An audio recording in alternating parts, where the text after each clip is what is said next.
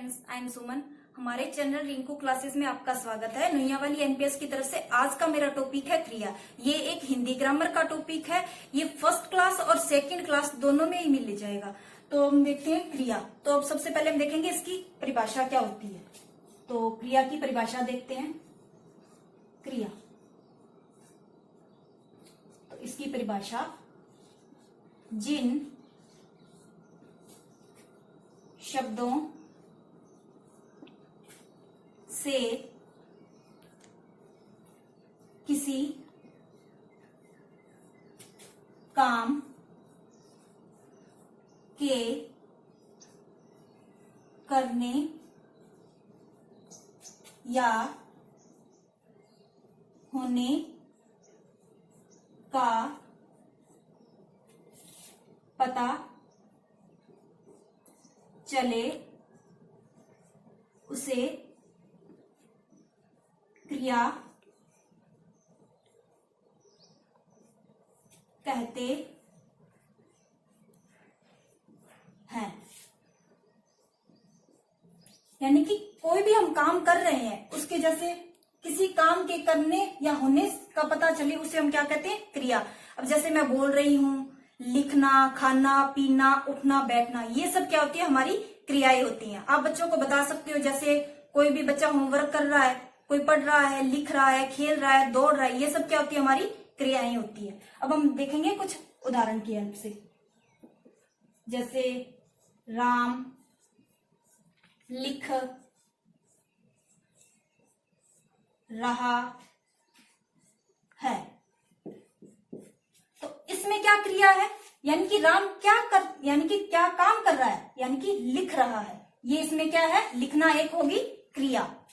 जैसे सेकेंड उदाहरण, वे दौड़ रहे हैं, तो इसमें क्रिया क्या है? दौड़ना। यानी कि वो कोई काम कर रहे हैं, यानी कि दौड़ रहे हैं। दौड़ना एक क्या हो गई? क्रिया हो जाती है। हम खाना खा रहे हैं, यानी कि खाना यानी कि खाना एक क्या हो गई? क्रियाएं। ये होती है, या जैसे क्रियाएं, राम खेल रहा है, खेलना एक क्रिया होगी। वे दौड़ रहे हैं, यानी कि दौड़ना एक क्या हो गई? क्रिया होगी। हम खाना खा रहे हैं, यानी कि खाना क्या हो गई? क्रिया। ये सब लिखना, दौड़ना, खाना, पीना, उठना, बैठना, ये सब क्या होती है? क्रियाएं। अब हम देखते हैं क्रिया के प्रकार। क्रिया के प्रकार, क्रिया दो प्रकार की होती है, सकर्मक क्रिया और अकर्मक क्रिया। अब हम देखते हैं सकर्मक क्रिया, यानी कि इसकी पूरा, यानी कि इसका मतलब क्या है? यानी कि स का होता है साथ, और कर्मक का होता है कर्म के साथ क्रिया। सकर्मक का अर्थ होता है के, स का साथ, और कर्मक का कर्म के साथ क्रिया। अब हम देखते हैं अकर्मक। अकर्मक का देखेंगे, ए का होगा बिना, कर्मक का कर्म के बिना क्रिया। तो सबसे पहले हम देखेंगे सकर्मक क्रिया के उदाहरण। यानी कि राम किताब पढ़ रहा है। देखिए, राम किताब पढ़ रहा है, तो राम क्या है? कर्ता, यानी कि कोई व्यक्ति जो इस काम को कर रहा है, यानी कि कर्ता। और क्या पढ़ रहा है? किताब, तो क्या हो गया? कर्म। और क्या, यानी कि किताब को वो पढ़ रहा है, तो ये हो गई क्रिया, यानी कि क्रिया। कर्ता राम, कर्म किताब, क्रिया पढ़ना, यानी कि राम किताब पढ़ रहा है, यानी कि ये क्या होगी? एक सकर्मक क्रिया का उदाहरण। अब हम देखते हैं सेकंड उदाहरण। सीता गाना गा रही है। इसमें हम देखेंगे सीता, सीता क्या हो गई? कर्ता, यानी कि इस काम को कोई कर रहा है तो उसे क्या हम कहते हैं? कर्ता। सीता क्या गा रही है? गाना, तो क्या हो गया? कर्म।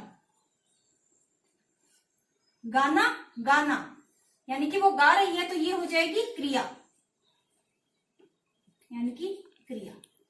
सीता गाना गा रही है, यानी कि कर्ता सीता, कर्म गाना, क्रिया गा रही है। ये होगी सकर्मक क्रिया के उदाहरण। अब इन्हीं उदाहरण को हम अकर्मक क्रिया में चेंज करते हैं। तो पहला उदाहरण था राम किताब पढ़ रहा है, तो हम इसे अकर्मक क्रिया में करेंगे। तो राम पढ़ रहा है, यानी कि राम है एक कर्ता। पढ़ना क्या हो गई? एक क्रिया, क्रिया। अब हमें ये नहीं पता कि पढ़ना यानी कि वो क्या पढ़ रहा है।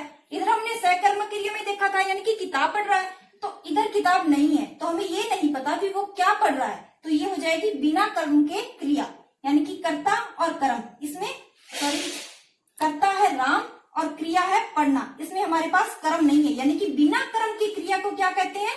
अकर्मक क्रिया, यानी कि ये एक अकर्मक क्रिया का उदाहरण है। अब हम सीता वाले उदाहरण को, सीता गा रही है। हमारे पास अब कर्म नहीं है, यानी कि सीता तो कर्ता हो गई, कर्ता, और क्रिया है गाना,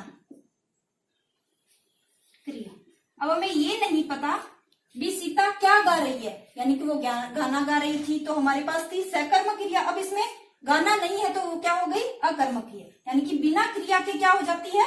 अकर्मक क्रिया। ये थी क्रिया और क्रिया के प्रकार, सकर्मक क्रिया और अकर्मक क्रिया। थैंक यू सो मच हमारी वीडियो देखने के लिए।